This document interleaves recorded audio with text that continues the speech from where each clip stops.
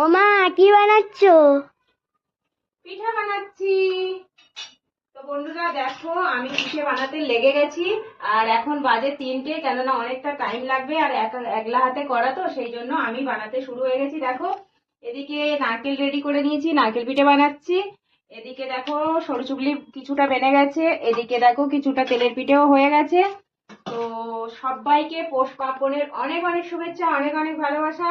সবাই অনেক অনেক পিঠে খেয়েও অনেক অনেক। দেখো বন্ধুরা, তখন দেখাচ্ছিলাম তোমাদেরকে আমি শুরু করেছিলাম, আর এখন বাজে 5টা মতন বাজতে যাচ্ছে।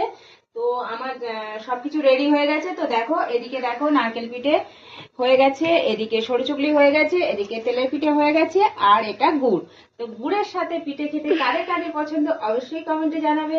আমার খুব পছন্দ, কিন্তু এই দিল্লিতে তো গুড় পাওয়া যায় না, সেই জন্য আমি ভেলি গুড়কে জাল দিয়ে নিয়েছি।